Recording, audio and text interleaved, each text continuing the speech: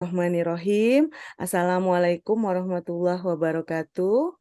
Waalaikumsalam warahmatullahi wabarakatuh. Selamat malam, salam sejahtera bagi kita semua, Bapak Ibu. Walaupun malam tetap kita oke ya, tetap Zoom ya. Oke, Sedianya Bapak Kasudin dan Bapak Kasih PTK kita akan hadir. Namun sambil menunggu kita mulai saja ya Bapak Ibu. iya. Yang terhormat teman-teman, rekan-rekan PP Angkatan 7 Jakarta Selatan, teman-teman guru penggerak ya Angkatan 7 Jakarta Selatan, dan tentu saja Bapak Ibu narasumber yang pada malam hari ini akan membersamai kita dalam kegiatan coaching klinik pendaftaran program guru penggerak Angkatan 10 untuk Provinsi DKI Jakarta. Tentu saja yang kami banggakan Bapak Ibu calon pendaftar ya, aktor program guru penggerak Angkatan 10 DKI Jakarta. Selamat bergabung di acara pada malam hari ini pendampingan pendaftaran PGP Angkatan 10. Izinkan saya Nina Lestari, pengajar praktik Angkatan 7 untuk memulai acara ini dengan sama-sama kita membaca basmalah. Bismillahirrohmanirrohim. Semoga acara pada malam hari ini akan berjalan lancar, mendapatkan keberkahan dari Allah Subhanahu wa Ta'ala, dan memberikan manfaat bagi kita semua. Pada malam hari ini acara akan dimoderasi oleh Ibu Lia Amalia ya. Ini satu orang ya, bukan Lia Amalia ya. Ibu Lia Iya, Amalia yang akan membersamai kita iya dengan benar. 4 narasumber yang luar biasa. Mungkin untuk mempersingkat waktu langsung aja kali ya Bu Lia ya. Nggak Iya, apa-apa. siap Bu Oke, Nina. Pak Momol sudah oke ya? Pak Insya Momol sudah Allah oke, oke, Bu Nina. Bu Mas Ria sudah oke, sudah ada kemudian Ibu Rini ya. Satu lagi Ibu, yang keempat Ibu Indrawati ya, begitu. Ya, Ibu iya Indrawati Bu Nina. Saptariasi. Baik, langsung saja Bapak Ibu sama-sama kita serahkan acara ini untuk dimoderasi oleh Ibu Lia Amalia. Kepada Ibu Lia, saya persilahkan. Oke, terima kasih Bu Nina waktu dan kesempatannya. Teman-teman semua, mungkin PP, CGP yang telah bergabung, para narasumber dan teman-teman semua yang uh, pada malam hari ini berkenan hadir walaupun capek ya, saya tahu Bapak Ibu semua dalam keadaan capek lelah, namun tidak memutus semangatnya ya Bapak Ibu terutama yang akan mendaftar di PGP calon guru penggerak di angkatan ke-10 ini. Nah, Bapak Ibu semua, pada kesempatan ini eh, tujuan kita yaitu untuk apa mengetahui informasi bagaimana sih caranya kita akan lolos di PGP angkatan 10. Nah, di sini sudah ada narasumber, ada 4 narasumber yang akan memaparkan dan memberikan pengalamannya bagaimana sih cara mendaftar, mulai dari cara mendaftar, pengajuan berkas, kemudian mengerjakan esai, RPP dan wawancara. Nah, untuk mempersingkat waktu juga, di sini sudah ada narasumber yang akan nanti dibagi. Rundownnya yaitu nanti para narasumber akan memaparkan selama 15 menit bagaimana sih cara dan Sana dulu aja mau pengalamannya paparan. ketika mendaftar di angkatan 7 kemarin. Nah, setelah itu nanti setelah dipaparkan nanti Bapak Ibu yang akan bertanya nanti akan kita kasih kesempatan di sesi terakhir ya Bapak Ibu nanti keep dulu pertanyaan yang akan dikemukakan. Oke Bapak Ibu semua, sekarang kita mulai aja ya untuk pemaparan yang pertama yaitu akan dipaparkan oleh narasumber kita yang pertama yaitu Bapak Maulana Yusuf MPD. Izinkan saya memperkenalkan Bapak Yusuf. Halo Bapak Yusuf, atau Pak panggilnya Pak Momol ya. Pak Momol, halo Pak Halo, Momol. Oke. Belia. Ya, Bapak Ibu Jaya, ini Jaya, Jaya. luar biasa. Semangat sekali. Nah, Pak Momol ini izin ya Pak, saya izin untuk Monggo. membacakan CV-nya. Bapak Momol ini lahir di Jakarta pada 4 April 1987. Masih muda sekali Pak Momol nih. Beliau bertugas di SDN Cipete Utara 15 pagi. Eh, Kemudian lewat pendidikannya yaitu sudah S3 nih ya Pak Momol ya. Insya S3 Allah. Bahasa di Huangka.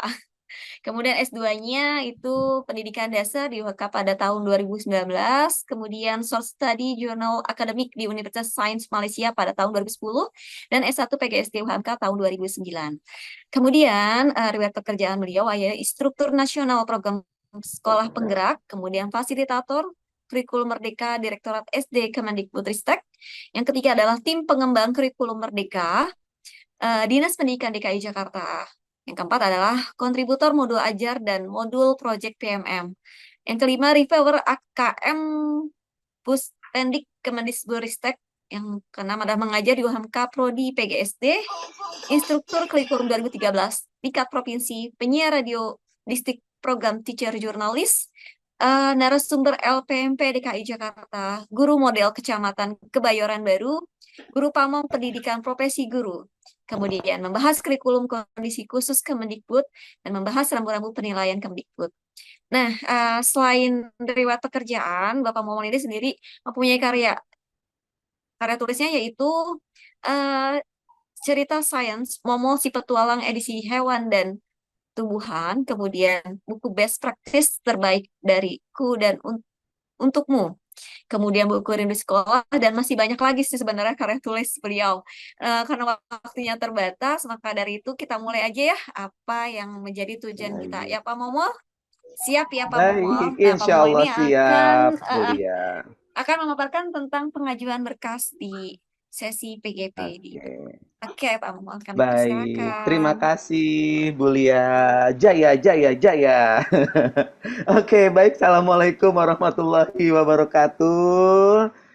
Bapak Ibu yang luar biasa, Alhamdulillah Allah memberikan kesempatan kita pada malam hari ini. Saya yakin seperti yang tadi Bu Nina sampaikan dan Bulia sampaikan, dalam keadaan lelah baru sampai di rumah, tapi melihat di sini teman-teman semua, Bapak Ibu semua, terlihat ada niat baik untuk sama-sama kita menjadi pembelajar yang baik dan selalu bergerak.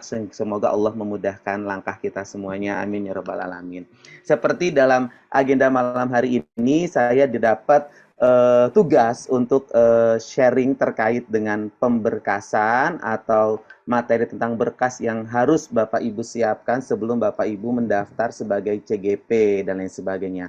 Karena ini merupakan komponen yang sangat penting bagi kita sebagai calon CGP, karena banyak kejadian Bapak Ibu semua bahwasannya berkas itu merupakan seleksi tahap awal bersama esai, sehingga banyak teman-teman kita di tahap pertama itu yang tidak lolos pada tahap 1 ternyata karena mereka berkasnya tidak lengkap dan lain sebagainya. Jadi memang banyak hal yang mempengaruhi kelolosan atau kita bisa lanjut dalam program pendidikan guru penggerak atau tidak, salah satunya dari unsur pemberkasan dan lain sebagainya. Hari ini saya juga pun ditemani oleh rekan-rekan hebat saya yang nanti akan menyampaikan sampai dengan terkait dengan wawancara dan lain sebagainya. Namun sebelum itu, sebelum saya sharing terkait dengan pemberkasan ini, saya merasa bersyukur sekali berada di tengah-tengah Bapak Ibu semua yang sama-sama memiliki niat untuk selalu memajukan pendidikan di Indonesia, karena sejatinya guru itu bukanlah menuntut siswanya untuk selalu belajar, tapi pribadi sendiri itulah yang harus menjadi pembelajar yang baik.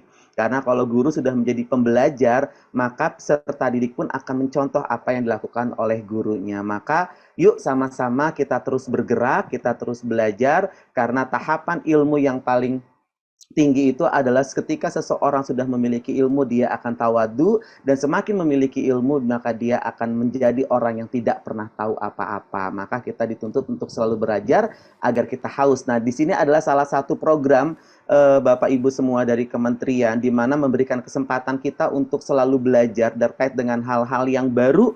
Bahkan kita sendiri pun ketika memasuki program guru penggerak yang tadinya sudah merasa yakin bahwasanya kita adalah pembelajar yang baik, guru yang baik, namun ketika kita didampingi oleh fasilitator, oleh pengajar praktik, bahkan instruktur untuk belajar di pendidikan guru penggerak, ada hal-hal yang kita yakini itu ternyata kok beda ya. Jadi yuk sama-sama yang masih setengah hati untuk daftar menjadi calon guru penggerak, selesai dari sini harus daftar, apalagi untuk Jakarta Selatan. Kuotanya harus banyak dibandingkan dengan angkatan-angkatan sebelumnya. Jadi di sini kita juga kayak agak sales ya jadinya ya. Tapi guna untuk pendidikan di Jakarta kan seperti itu. Nah, apa sih Bapak Ibu dalam pemberkasan ini yang harus kita lakukan karena sebagai syarat pertama dari alur pendaftaran itu adalah terkait dengan persyaratan dari calon guru penggerak itu sendiri, Bapak Ibu semua. Seperti yang ada di sini, saya meyakini Bapak Ibu yang sudah mau mendaftar sebagai calon guru penggerak pastinya sudah memiliki pengalaman-pengalaman yang sudah sangat luar biasa dalam proses pembelajaran. Bahkan kriteria umum sampai kriteria seleksi ini sudah Bapak Ibu miliki. Tinggal pemberkasan yang memang harus Bapak Ibu lengkapi dan lain sebagainya. Khususnya terkait dengan pastikan sistem Dapodik atau nama Bapak Ibu itu sudah tercantum di dalam Dapodik dan sudah minimal memiliki pengalaman lebih kurang 5 tahun mengajar. Insya Allah kalau tahap seleksi secara sistem itu sudah lolos, Bapak Ibu tinggal memenuhi pemberkasan yang harus memang memiliki kemampuan yang oke dan rapi dan lain sebagainya. Dalam kriteria seleksi ini pun juga banyak Bapak Ibu yang perlu sama-sama kita perhatikan. Salah satunya saya mengutip di sini adalah poin keempat, memiliki daya juang yang tinggi. Jadi banyak sekali ya menemukan nanti kalau jadi guru penggerak tugasnya banyak lagi kan seperti itu. Nanti kalau jadi guru penggerak banyak banget PR-nya, harus sosialisasi ke sana, ke sini dan lain sebagainya. Anggaplah itu sebagai suatu sarana dan kesempatan kita untuk belajar Bapak Ibu karena kita harus keluar dari zona nyaman kita. Tapi setelah 6 bulan sampai 9 bulan kita menyelesaikan, bener-bener rasanya itu nikmat banget. Apalagi pada saat panen rayanya, lokakarya terakhir itu suasananya itu ya cukup menyenangkan. Bukan cukup lagi, tapi sangat menyenangkan. Semua PP, Fasil, GP itu berbaur, bahkan melupakan semua tugas-tugas yang sudah dikerjakan gitu. Penatnya seketika hilang kan seperti itu. Yang tahu adalah senangnya. Tapi itu adalah sebuah proses ya Bapak Ibu semua.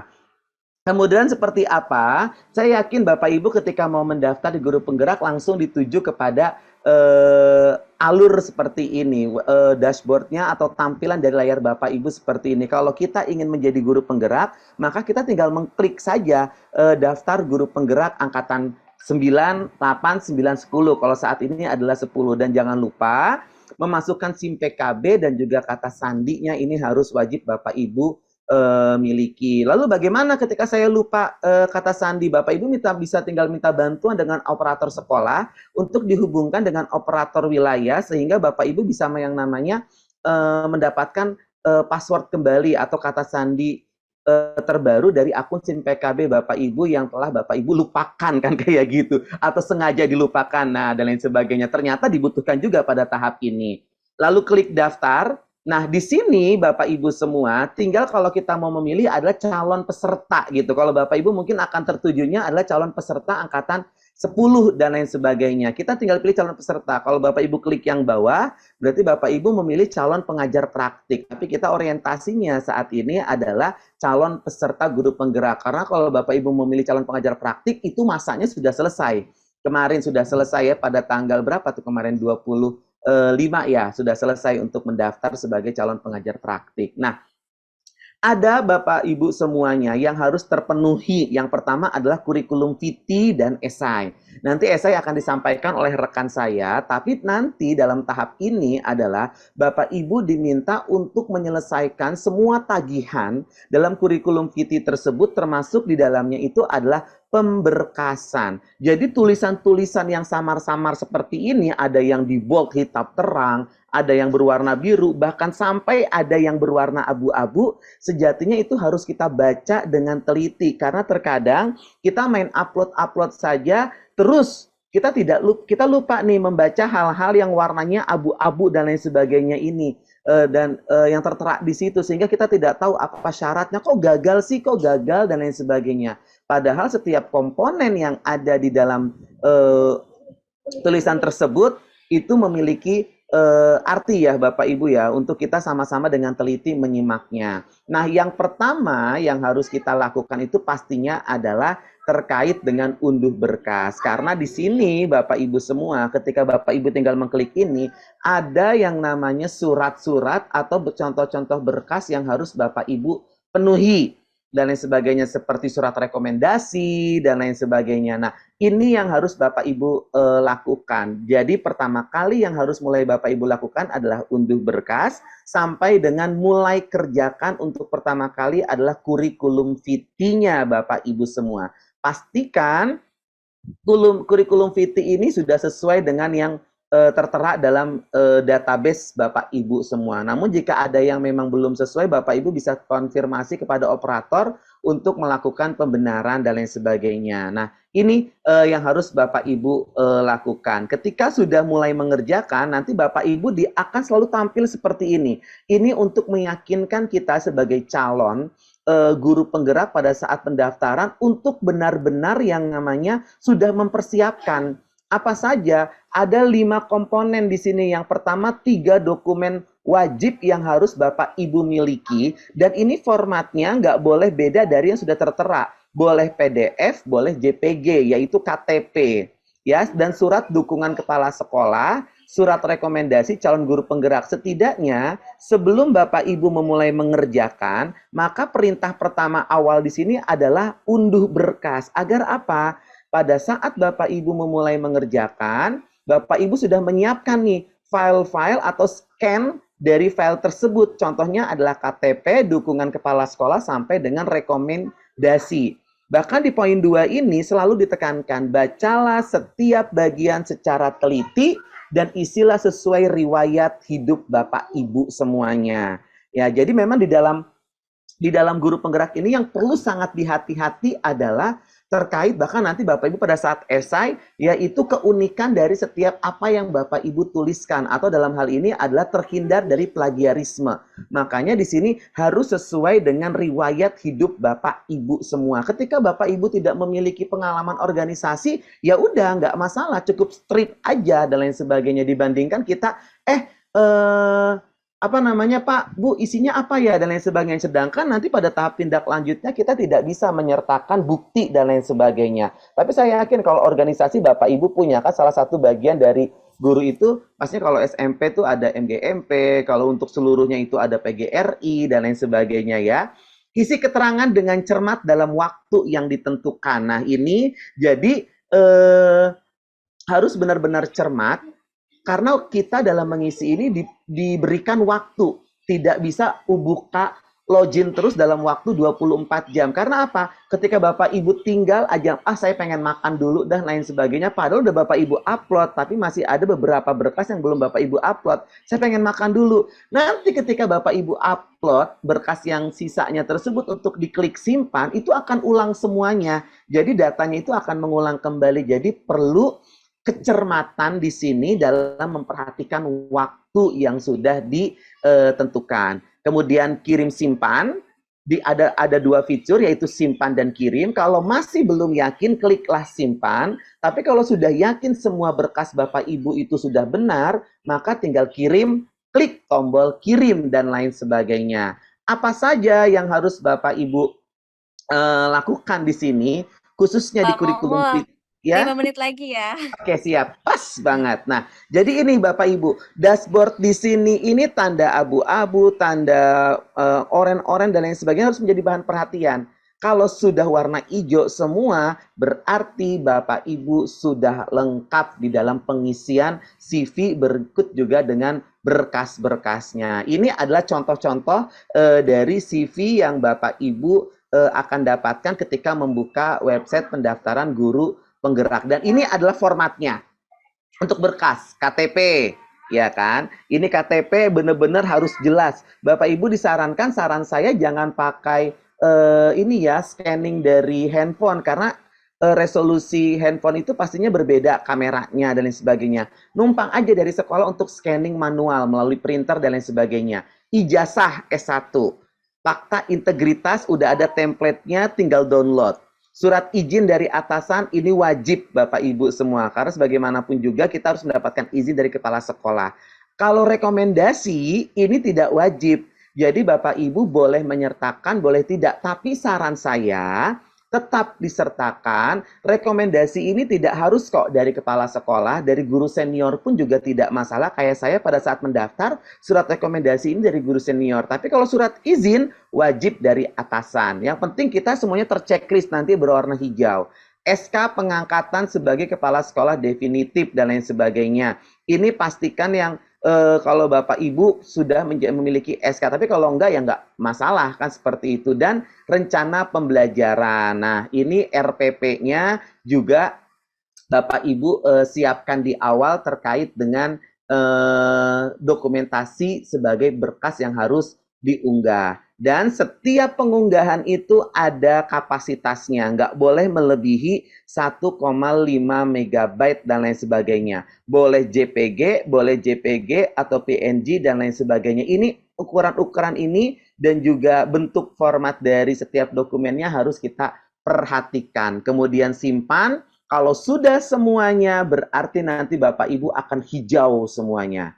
Nah, ini Bapak Ibu semua terkait dengan berkas-berkas yang harus Bapak Ibu siapkan. Tapi saya yakin kalau untuk berkas tidak banyak kendala, hanya saja yang perlu perhatian adalah gini Bapak Ibu. Sejak angkatan ke-7, ke-8 dan ke-9, kalau berkas kita ada yang belum lengkap atau salah format, sering-seringlah ngecek SIM PKB. Karena nanti dari panitia guru penggerak itu akan membuat catatan. Lengkapi nomor surat. Karena seperti guru penggerak di sekolah saya, ternyata dia nggak mengecek SIM PKB-nya. Ternyata ada notifikasi nomor surat masih kosong di surat izin atasan. Nah, itu akan membuat si guru penggerak itu tidak lolos tahap 1.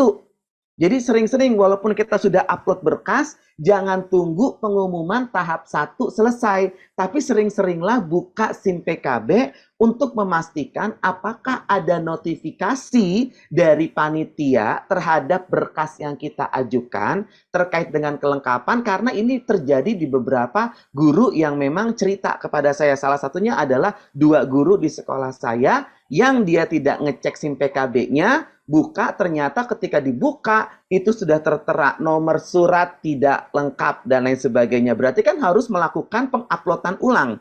Diberikan waktu Bapak Ibu, walaupun masanya sudah habis pada saat pendaftaran, tapi ketika ada kesalahan atau ketidaklengkapan, kita diberikan waktu 1 kali 24 jam untuk mengupload ulang dan lain sebagainya. Jadi jangan berpasrah diri ketika berkas itu sudah kita upload, tapi sering-seringlah cek untuk melihat adakah notifikasi terkait dengan apa yang sudah kita lampirkan melalui upload berkas dalam pendaftaran guru penggerak. Saya yakin Bapak Ibu sudah sangat hati-hati dan cermat. Insya Allah tinggal nunggu rezeki. Semoga Bapak Ibu bisa menjadi calon pengguru penggerak sehingga kita bisa dapat bergabung menjadi guru penggerak Indonesia yang selalu tergerak, bergerak, dan menggerakkan.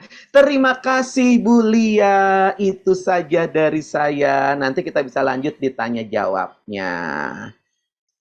Thank you. Assalamualaikum warahmatullahi wabarakatuh. Waalaikumsalam warahmatullahi wabarakatuh. Terima kasih Pak Momol atas paparannya mengenai cara pendaftaran dan bagaimana sih masukin berkas. Bapak Ibu semua, tahan dulu ya tanya jawabnya. Jadi kalau misalnya ada pertanyaan nanti di list dulu aja, dicatat dulu. Sekarang kita lanjut aja dulu ke narasumber yang kedua. Nah, narasumber kedua ini akan memaparkan cara mengerjakan esai. Izinkan saya memperkenalkan narasumber kita yang kedua, yaitu Ibu Masriah yang dikenal juga dengan panggilan Ibu Imas. Mana Bu Imas? Halo Bu Oke, Lia, Bu Imas. Assalamualaikum. Iya, Waalaikumsalam warahmatullahi wabarakatuh. Senang sekali pagi sudah bertemu, sekarang ketemu lagi kita. Jangan bosan ya Alhamdulillah. Bu ya. Iya. Oke. Oke, izinkan saya membacakan CV dari Bu Imas. Oke, Bu Imas, mohon maaf. Bu Imas berdinas di SMP 12 Jakarta, kemudian alamatnya di Jalan Ahmad, Ciater Serpong. Benar ya Bu ya? Ya betul. Oke, Mungkin jauh ada yang sekali. dari Serpong. Serpong ke Jakarta Selatan. Iya. Riwayat pendidikan beliau yaitu pada tahun 1996 di IAIN Jakarta, Tarbiyat Pendidikan Agama Islam, tahun 2012, Universitas Muhammadiyah Administrasi Pendidikan. Kemudian pekerjaannya tahun 1996 sampai 1999 itu guru honorer di SMA 35 Jakarta. Pada tahun 2011 itu diangkat PNS di SMP 273 Jakarta Pusat. Nah, pada tahun 2011 sampai sekarang itu di SMP berdinas di SMP 12 Jakarta Selatan. Kemudian pada tahun 2019 sampai sekarang beliau menjabat sebagai wakil bidang kurikulum di SMP 12 Jakarta. Beliau juga berkarya membuat tulisan best practice itu vlog and IBA ya Bu ya. Oh, IBA singkatan apa nih Bu? Eba. Dalam pembelajaran agama abad 21. IBA apa Bu? Eba, dulu itu evaluasi berbasis Android. Oke. Sudah menggunakan IT ya. Kemudian pada tahun 2019 menulis majalah Gema Urgensi Pembiasan Nilai-Nilai Agama di Sekolah. Nah, prestasinya Bu Irma juga menjadi juara satu guru berprestasi jenjang SMP tingkat Kota Pantia Jakarta Selatan 2 pada tahun 2019. Mungkin itu aja CV dari Ibu Imas. Nanti bisa digali-gali lagi ya kalau misalnya ada pertanyaan. Mungkin langsung aja ya Bu Imas untuk Ya, memaparkan pada sesi ini. Waktu dan tempat kita persilahkan. terima kasih Bu Lia. Ya. Ya, sama-sama Bu. Assalamualaikum warahmatullahi wabarakatuh. Selamat malam Bapak Ibu. Alhamdulillah pada kesempatan ini kita masih diberikan nikmat sehat sehingga kita dapat berjumpa meskipun di dunia maya. Tetap semangat untuk mengupdate diri kita masing-masing ya. Mudah-mudahan pertemuan ini memberikan kebermanfaatan untuk semuanya, untuk kita dan untuk semuanya. Terima kasih Bapak Ibu. Baik, seperti yang tadi sudah disampaikan oleh Pak Momol, yang pertama bahwa bentar.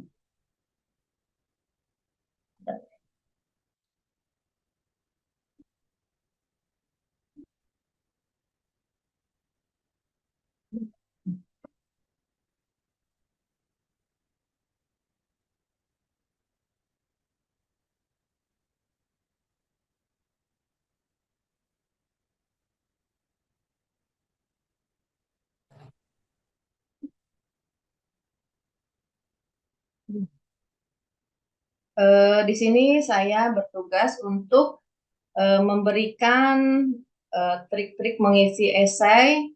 Mungkin ini berdasarkan pengalaman saya ketika mengikuti CGP Angkatan 7.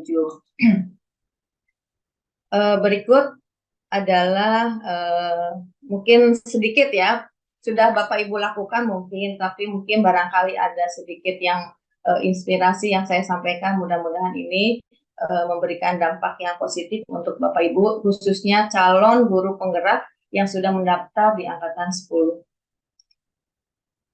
Yang pertama adalah mungkin kita tentukan dulu sebelum kita mengisi esai Bapak Ibu, tujuannya dulu ya, goals-nya dulu itu apa. Sebelum kita mengisi esai, kita inventarisir dulu. Apa sih yang sudah kita lakukan dalam keseharian kita sebagai guru, sebagai pengajar gitu ya. Kita inventaris dulu, barangkali nanti ada manfaatnya ketika kita mengisi esai, ada ide gitu ya.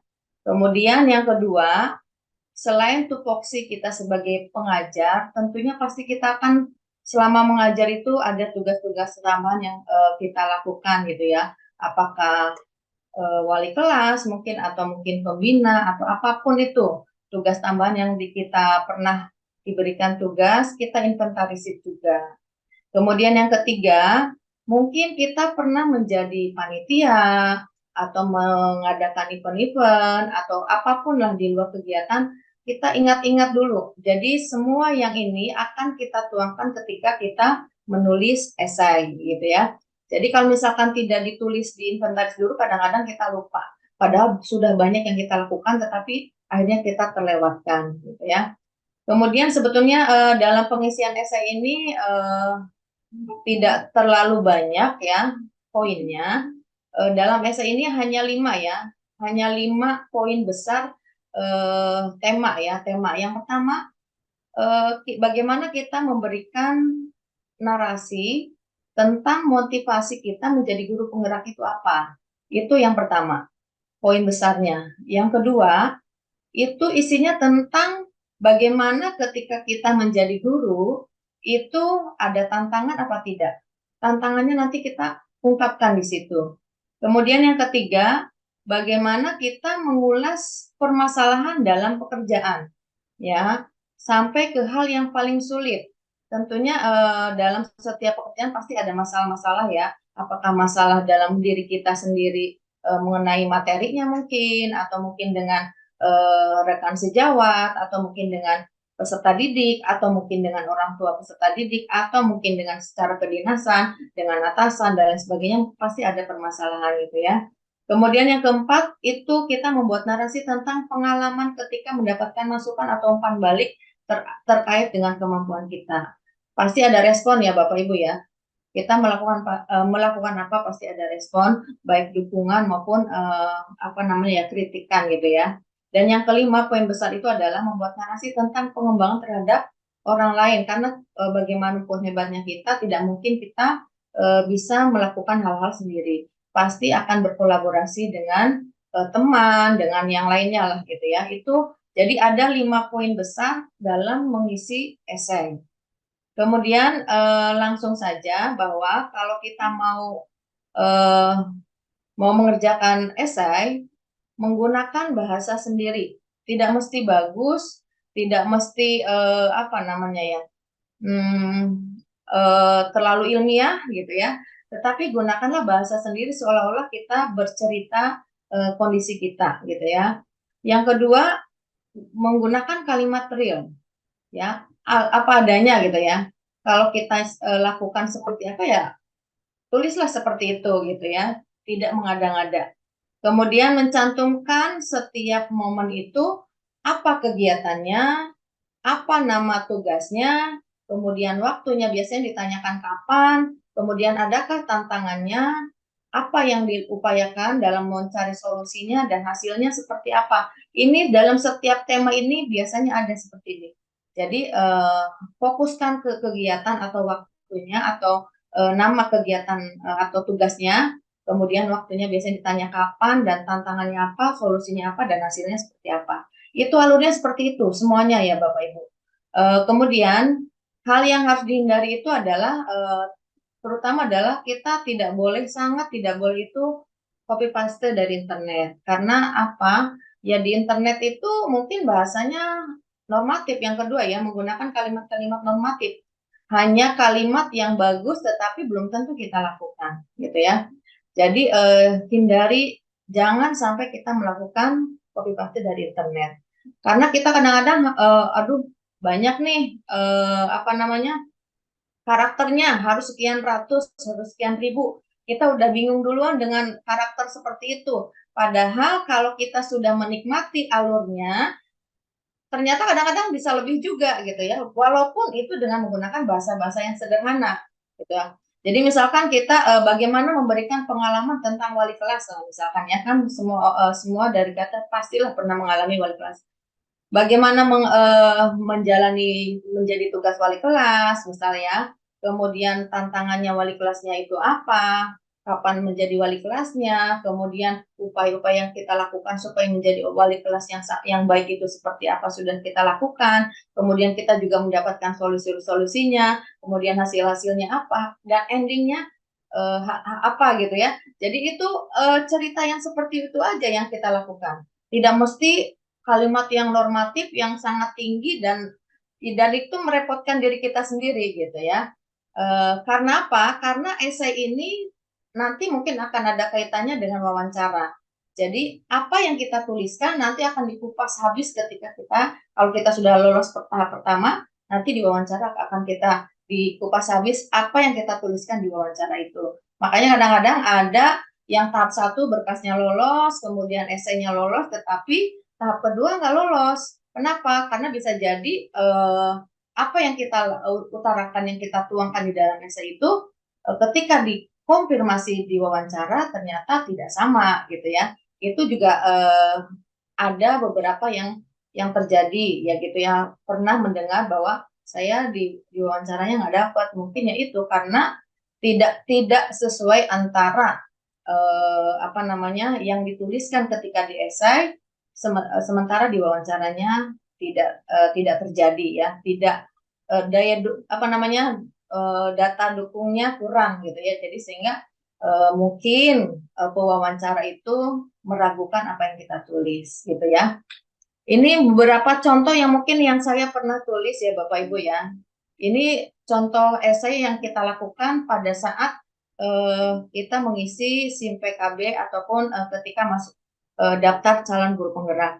Kan pertanyaan itu apa yang memotivasi Anda menjadi guru penggerak gitu ya. Di sini saya menjawabnya ya seperti ini, jawaban saya biasa aja ya sebetulnya. Motivasi menjadi guru penggerak diantaranya ingin menjadi bagian dari perubahan pendidikan ke hal yang lebih baik lagi. Ini kan bahasa biasa aja sebetulnya ya. Misalkan banyak tuntutan dalam bidang pendidikan yang harus diwujudkan, baik secara konten maupun pendukung pembelajaran lainnya. Perlu terus belajar dan update dalam segala hal sehingga guru tidak hanya menunggu kebijakan tetapi sudah siap baik kompetensi kepribadian, profesional, pedagogik maupun sosial. Ini seperti ini ya, guru penggerak yang diharapkan menjadi motor perubahan selayaknya kita dukung dan menjadi bagian dari program yang baik ini. Ini kan motivasinya ya, yang waktu itu saya tulis seperti ini. Kemudian kalau bisa poinnya dapat ya, upaya yang mewujudkan motivasi tersebut misalnya apa? Satu misalkan ya, mengikuti info perubahan. Kita mau menjadi perubahan tapi kita tidak ada yang dilakukan ya, nanti nggak bisa gitu ya. Apa poinnya? Yaitu mengikuti info perubahan, kemudian selalu mempunyai semangat gitu. Ini adalah kalimat-kalimat yang real gitu ya menurut saya pada saat itu. Tapi yang nggak tahu ini apakah ya memang real atau tidak. Yang jelas saya menggunakan kalimat-kalimat bahasa sendiri. Atau yang kedua misalkan, apa kelebihan yang mendukung peran Anda sebagai guru penggerak? Jelaskan alasannya. Kalau saya lebih suka itu poin-poin ya, poin-poin aja. Dan lebih jelas, misalkan satu, selalu ingin menjadi pembelajar yang baik, sehingga akan tersupport jika ada perubahan-perubahan pendidikan. Misalkan kan seperti itu ya. Nanti di bawahnya itu, di sini kan ada alasan yang bisa dikategorikan untuk mendukung sebagai guru penggerak diantaranya misalkan. Ya apa? Kita tidak hanya ingin aja sebagai guru penggerak, alasannya apa?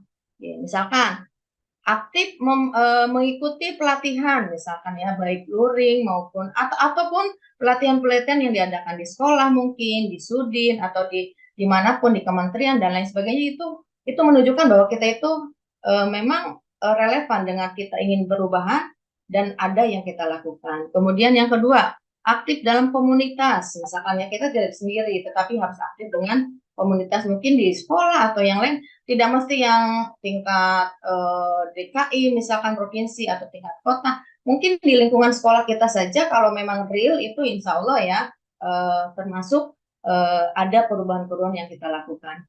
Kemudian misalkan contoh kelebihan yang mendukung sebagai guru penggerak, ini kan ada pertanyaan juga ya. Kita memberikan contoh, apa contohnya? Ya pernah jadi misalkan ya pernah di sekolah, pernah mungkin jadi guru piket misalkan ya, atau guru pembina eskul, atau mungkin jadi wali kelas, atau mungkin jadi kepala lab dan sebagainya. Ini kita munculkan aja karena itu kan adalah tugas kita dan itu peran kita gitu ya. Sejauh mana sudah dilakukan dan sejauh mana hasilnya. Itu tidak hanya mengajar kan seperti itu ya. Kalau mengajarkan sudah tupoksi maksudnya. Ini kan pelatihan, pernah mengikuti pelatihan ini cantumin aja bahwa kita tidak diam. Kita selalu mengupdate diri kita dengan perubahan-perubahan yang ada. Atau misalkan contoh di sini. Berikan contoh perubahan, inovasi dan seterusnya. Langsung saja, contoh perubahan yang berdampak nyata berdasarkan inisiatif sendiri. Satu misalkan mengadakan tutor sebaya, ya itu kan contoh ya. Ini yang saya lakukan ini, yang saya jawab waktu itu. Membangun jaringan guru, membangun jejaring guru misalkan melalui MGMP. Ini kan real ya, menurut saya sih real. Jadi itulah perubahan-perubahan. Kalau inovasi itu kan yang jelas ada hal yang lebih dari yang biasanya gitu ya. Intinya itu. Mungkin itu ya gambaran dari saya. Intinya bahwa yang pertama adalah menggunakan bahasa sendiri, yang kedua menggunakan kalimat yang real. Saya melakukan ini, saya aktif di sini, saya itu. Jadi itu yang kita tunjukkan bahwa itu adalah suatu aktivitas yang real yang kita lakukan. Dan jangan sampai lupa kita lakukan kegiatannya, nama kegiatannya, waktunya itu sesuai dengan yang pernah kita lakukan juga. Itu mungkin sedikit tentang esai Bu Lia. Ini foto 4 untuk menit lagi ya Bu menyemangati Bapak Ibu. Imas. 4 menit lagi. Bergerak, menggerakkan. Ini pada saat panen raya Bapak Ibu, perjuangan kita yang seperti Pak Momo bilang tadi ya, 9 bulan durasinya, tetapi padatnya itu 6 bulan belajarnya. Dan ini ending dari kegiatan CGP kita.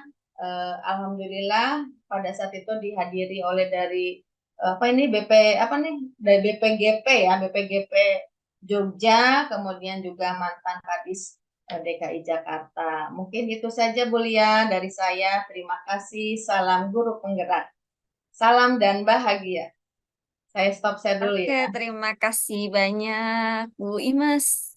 Oke, Bapak Ibu semua kasih reaction dong untuk Pak Momol dan Bu Imas yang telah memberikan paparan, sudah 2 paparan nih. Oke, mungkin tadi dari Bapak Bu Imas, mungkin ya salah satunya jujur kali ya Bu Imas ya. Jujur dalam membuat esai, biar nanti Iya, kita ketika nanti diwawancara itu jawaban kita itu lancar dan sesuai dengan apa yang kita tulis. Karena biasanya tulisan kita itu nanti akan mencerminkan apa ya, lisan kita tuh berkata-kata. iya, Karena kalau udah nggak jujur nanti malahan penilaiannya jadi apa ya, nggak real gitu dan iya. jadi pertimbangan. Oke, Bapak Ibu semua, tadi ketika Bapak Ibu sudah mengajukan berkas, kemudian lolos dan mengajukan berkas dan esai lolos. Nah, tahap selanjutnya yaitu nanti Bapak Ibu akan menghadapi apa ya? Apa inian RPP, apa sih namanya, pengajuan RPP dan micro teaching. Nah, untuk pemaparan kali ini akan disampaikan oleh Ibu Rini Noviza. Ibu Rini, maaf. Mana? Bu Rini? Ya, Ibu Oh Lia, iya. sudah kedengaran Aduh, suaranya? cantik banget. Saya sampai pangling. Belum mandi loh, Bu, baru nyampai. Cuman Sama, ganti kita kostum. sama-sama baru sampai, tapi saya udah mandi. Iya, pakai bedak yang penting. Oke, Bu Rini. Izin ya, Bu Rini. Ya, Apa, baik. membacakan CV Ibu ya. Oke, izin saya sampaikan CV dari Ibu Rini. Ibu Rini merupakan guru biologi di SMAN 32 Jakarta. Kemudian Ibu Rini tinggal di Komplek DPR RI Pribadi Blok K. Wah, anggota DPR nih kayaknya nih salah satunya nih. Oke, Bu Rini beriat pendidikannya pada 1993 sampai 98 itu di Universitas Andalas S1 Biologi, kemudian tahun 2012 sampai 2014 itu Universitas Krisnajaya Dwipa S2 Manajemen Ilmu Administrasi. Kemudian Ibu Rini hobi membaca dan traveling. Nah, yang suka membaca, suka traveling sama Bu Rini nih. Kemudian Ibu Rini pekerjaannya di SMA N2 Kota Sawalunto ya Bu ya? Bener Ya, ya? di Padang, Ibu. Oke, di Padang tahun 2001, kemudian 2006-nya di Bekasi, sekolah SMA Malida. swasta Malidar Kota Bekasi dari Sumatera kemudian ke Bekasi. Kemudian 2018 juga masih di SMA 12 Bekasi. 2015 itu staf kurikulum SMA 12 Kota Bekasi. Pada tahun 2018 merupakan wakil sarpras. Nah, pindah haluan nih di SMA 12 Bekasi. Kemudian pada tahun 2018 sampai sekarang menjadi guru biologi di SMA 32. Pada tahun 2002 menjadi staf sarpras HUM itu di SMA 32 dan sekarang 2022 sampai sekarang menjadi wakil bidang sarpasum tetap sama di SMA 32 Jakarta. Oke, dengan rel pekerjaan dan pendidikan Mari kita dengarkan sekarang apa yang akan Bu Rini paparkan tentang RPP dan micro teaching. Kepada Ibu Rini kami persilahkan. Baik, Bu Lia, terima kasih. Assalamualaikum warahmatullahi wabarakatuh. Selamat malam teman-teman semua. Mohon maaf, mungkin suara saya kurang enak didengar karena memang lagi batuk, Bu Lia. Mohon maaf banget. Iya, Saya Bu. hormati Ibu atau Bapak PP. Di sini ada PP saya, Bu Ferry. Terima kasih Ibu atas bimbingannya yang tak pernah putus-putusnya, atas dukungannya.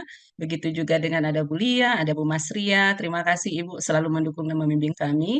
Kemudian teman-teman narasumber yang kemarin sama-sama berjuang di Panen Raya ya. Ada Ibu Indrawati, ada Pak Momol, kemudian ada Ibu Mas ya. Kemudian saya sendiri. Kemudian teman-teman CGP, calon guru penggerak angkatan 10 yang insya Allah didoain lolos ya Bu semuanya. Karena keinginan untuk lolos lah sehingga pada malam hari ini kita bisa berkumpul bersemangat untuk memberikan sedikit tips dan trik sebetulnya. Kami tidak jauh lebih baik, kami tidak jauh lebih pintar, kami tidak jauh lebih banyak pengetahuannya dari Bapak Ibu. Sama sebetulnya, cuman selangkah lebih duluan, yaitu di guru penggerak angkatan ke-7 seperti itu. Baik, terima kasih Bapak Ibu. Puji syukur sama-sama kita panjatkan hadir Allah SWT, berkat rahmat nikmatnya kita bisa berkumpul malam hari ini dalam keadaan sehat semangat. Salawat berserta salam kepada Nabi Muhammad SAW. Semoga kegiatan kita ini berjalan lancar, bermanfaat, dan menilai ibadah buat kita semua. Baik Bapak Ibu, pada kesempatan malam ini saya diberi kesempatan untuk memberikan sedikit pencerahan mengenai materi RPP, pembuatan RPP dan simulasi mengajar seperti itu. Mungkin saya akan share screen. Mohon maaf Ibu Lia, mungkin agak lama sedikit ya, karena kebagian dua ini. Yang pertama adalah pembuatan Baik, RPP, Bu. yang kedua adalah simulasi mengajar seperti itu. Semoga bisa dipahami nanti.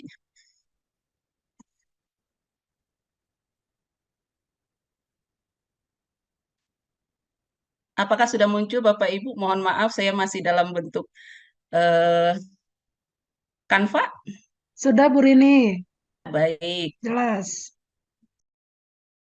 terima kasih. Inilah saya dalam kegiatan coaching klinik rekrutmen CGP Angkatan 10. Ini saya mengajar biologi di SMA Negeri 32 Jakarta. Saya ini sebetulnya orang baru Ibu.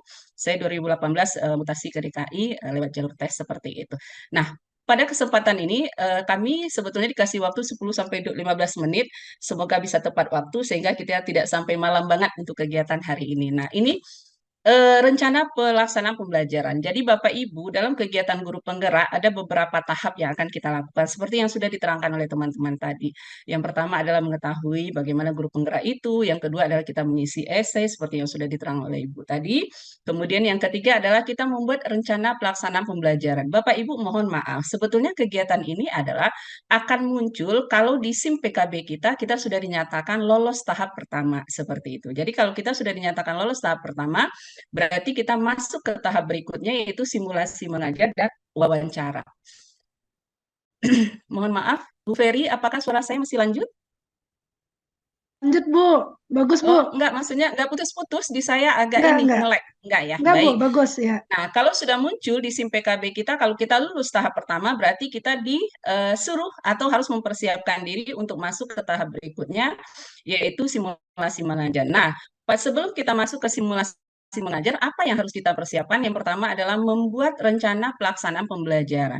Mohon maaf Bapak Ibu, contoh rencana pelaksanaan pembelajaran yang saya buat ini adalah masih Kurtilas Kurikulum 2013 dan masih belum menggunakan Kurmer. Jadi yang saya tampilkan ini adalah untuk kurikulum 2013. Nah, ada berapa hal-hal penting yang harus kita perhatikan sebelum kita menyusun RPP untuk melengkapi persyaratan untuk CGP ini. Yang pertama adalah Bapak Ibu harus memilih materi kelas yang akan dibawakan itu yang sudah ada pada laman SIM PKB. Jadi di situ tertera kita mau membawakan RPP itu untuk tingkat atau jenjang kelas 10K, kelas 11K, atau kelas 12K. Begitu juga dengan SMP dan SD. Jadi ada pilihan di situ. Nah, setelah kita memilih, kita memilih kelas 10, nanti di sana juga ditawarkan ada beberapa materi. Jadi tidak berasal dari kita sendiri seperti itu. Jadi ada beberapa materi yang ditawarkan dan silakan kita pilih. Nah, di dalam memilih materi itu, pastikan dulu bahwa materi yang kita pilih itu nanti adalah materi yang sangat kita kuasai. Sehingga di saat simulasi mengajar, kita berharap kegiatan itu bisa berjalan dengan lancar seperti itu. Yang ketiga adalah kita harus membuat kegiatan pembelajaran itu benar-benar berpusat pada peserta didik. Jadi sebelum membuat RPP, kita harus pastikan bahwa RPP yang kita buat ini benar-benar mengakomodir atau pembelajaran yang berpusat kepada peserta didik dan memenuhi tahap-tahapan pembelajaran yang lengkap. Di mana tahapan pembelajaran yang lengkap itu pasti dari 3 komponen. Yang pertama adalah pendahuluannya, yang kedua adalah kegiatan inti, yang ketiga adalah kegiatan penutup dan evaluasi seperti itu. Kemudian yang keempat adalah tunjukkan bahwa dalam pembelajaran kita nanti yang akan kita susun itu, kita menguasai pemanfaatan teknologi atau media pembelajaran. Jadi jangan tidak memanfaatkan media pembelajaran yang sekarang lagi digandrungi atau sekarang lagi ini ke teknologi seperti itu. Kemudian yang terakhir yang harus kita perhatikan sebelum kita membuat RPP adalah perhatikan pada RPP itu terlihat kemampuan berkomunikasi baik antara kita dengan peserta didik. Jadi kita tidak memonopoli. Jadi 5 hal ini harus kita perhatikan sebelum kita menyusun RPP. Nah, selanjutnya adalah, sebentar Bapak Ibu, nah rencana, mohon maaf. Agak nge-lag di saya Ibu.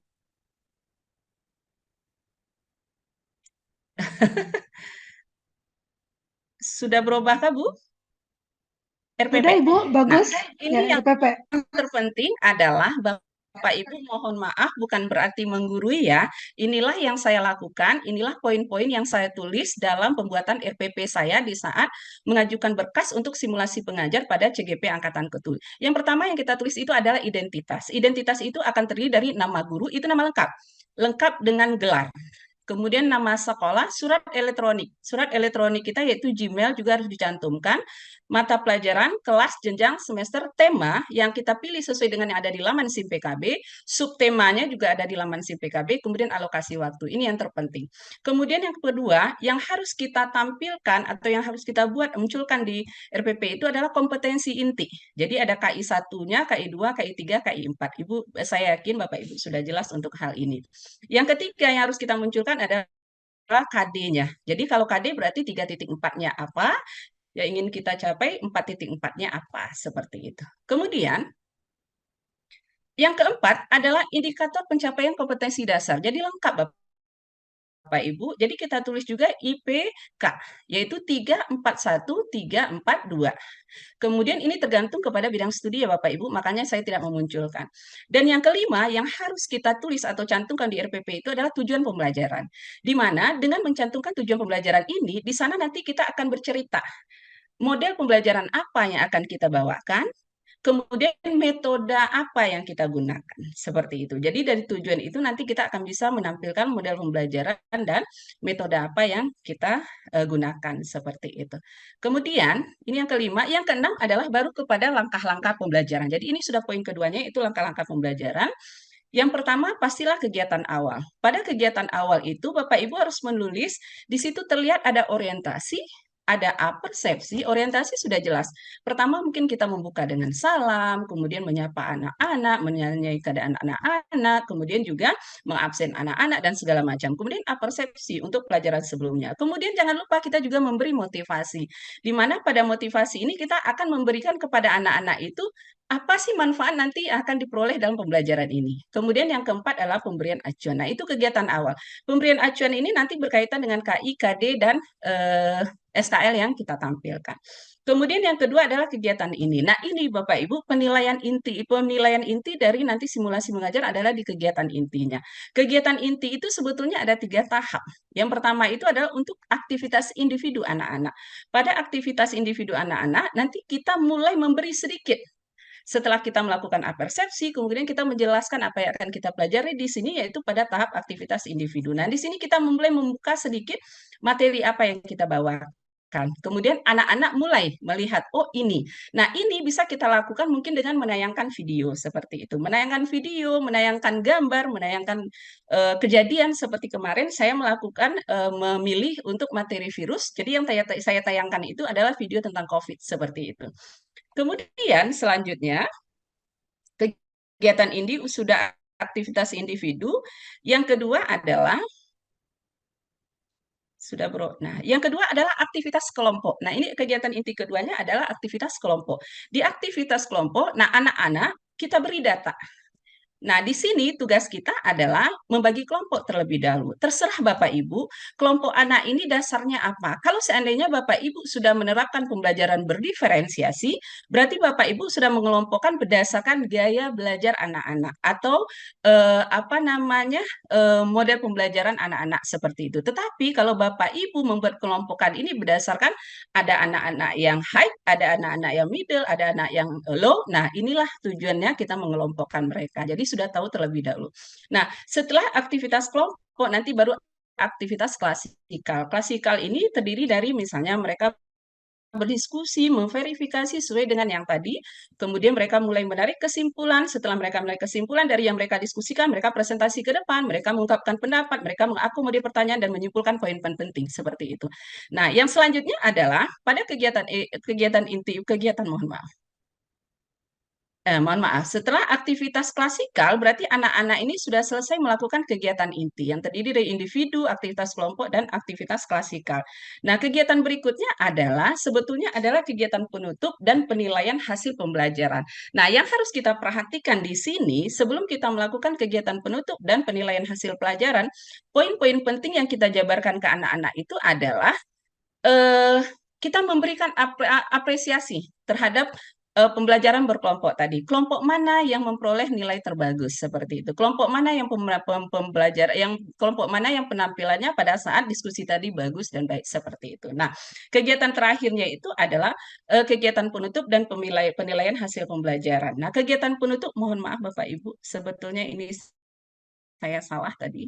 Ini di laman berikutnya. Jadi kegiatan penutup dan penilaian hasil pembelajaran. Nah, untuk kegiatan penutup ini Bapak Ibu ada dua yang kita tuliskan di sana. Yang pertama adalah untuk peserta didik, yang kedua adalah untuk guru. Nah, untuk peserta didik ini tampilkanlah misalnya dalam membuat resume. Disuruh anak itu membuat resume tentang pembelajaran hari ini. Kemudian mengagendakan pekerjaan rumah atau menggambarkan tugas proyek atau produk yang akan datang. Itu termasuk kepada peserta didik. Tetapi kalau untuk guru adalah mungkin memeriksa kerjanya siswa, kemudian memberi penghargaan tadi terhadap proses pembelajaran seperti itu. Nah, langkah selanjutnya adalah untuk penilaian hasil pembelajaran. Sebentar Bapak Ibu. Nah, untuk penilaian hasil pembelajaran, di sini kita melakukan ada 3 penilaian. Yang pertama adalah penilaian sikap, sikap spiritual, dan sikap sosial. Sebetulnya kegiatan ini bisa kita nilai dari awal tadi. Dari awal kita masuk, itu kita sudah bisa melihat sikap spiritual.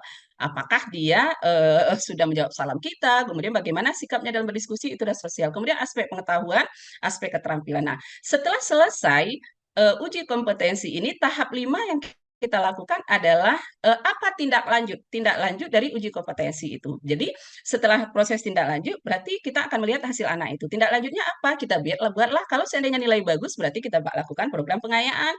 Kalau seandainya nilainya kurang berarti kita lakukan program remedial. Nah, remedial ini kan macam-macam, ada teaching tutorial dan ada remedial test seperti itu. Nah, kemudian sebentar Bapak Ibu.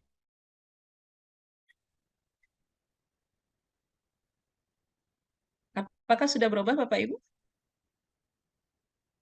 Nah, yang terakhir, kalau seandainya kita sudah melakukan tindak lanjut setelah proses evaluasi atau setelah proses penilaian, apa yang harus kita tampilkan di RPP kita, yaitu lampiran-lampiran.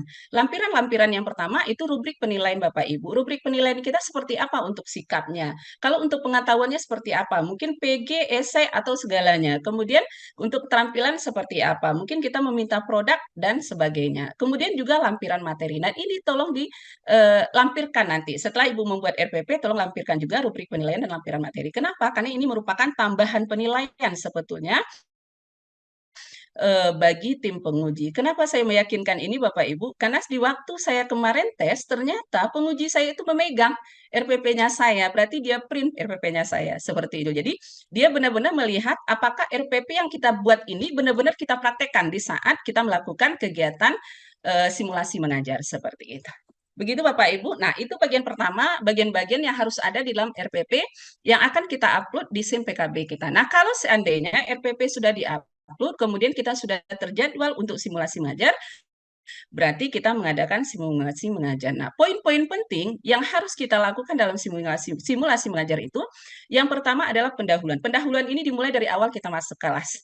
Apa yang kita lakukan? Awal masuk kelas pasti pertama kita memberi salam.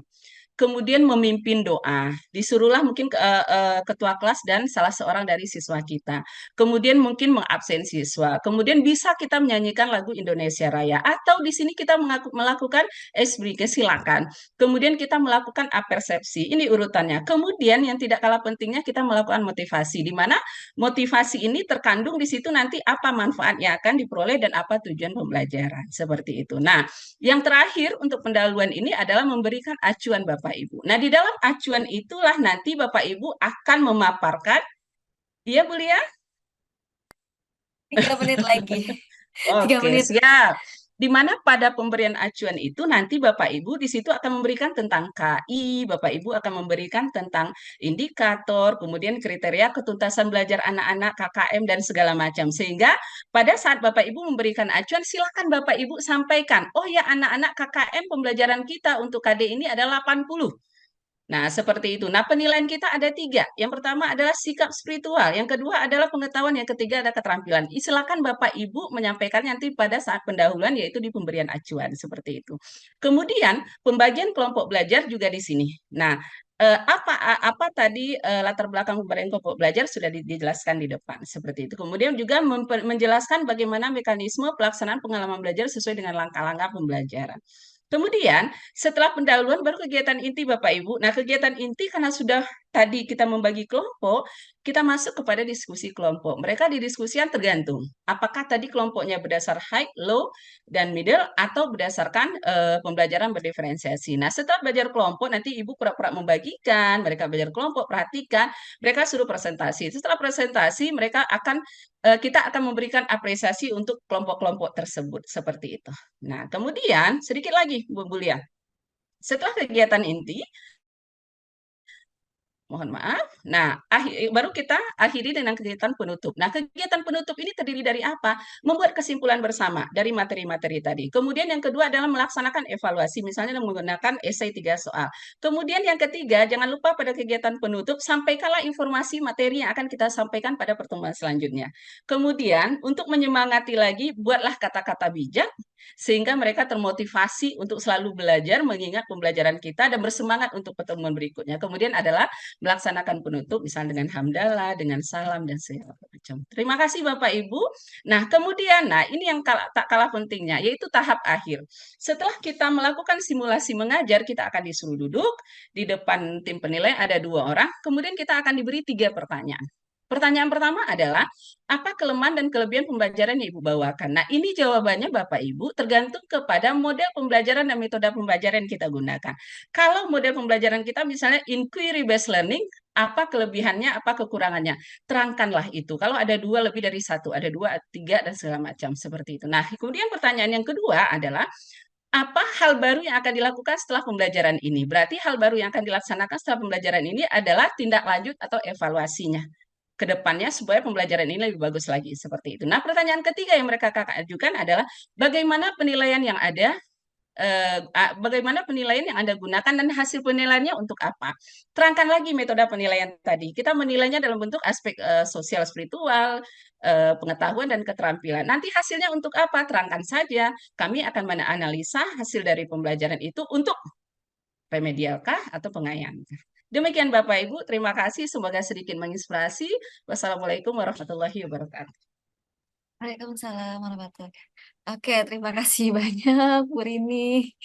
Oke, Melebihi Bapak ya. Ibu, tadi dijelaskan tentang RPP dan micro teaching-nya. Mungkin kalau di micro teaching lebih cenderung main peran kali ya, Bu ya. Jadi Iya, kita seolah-olah benar-benar. itu sandiwayar sendiri itu. Iya, Tapi ya begitulah. dan tidak boleh Yang ada yang penting menemani.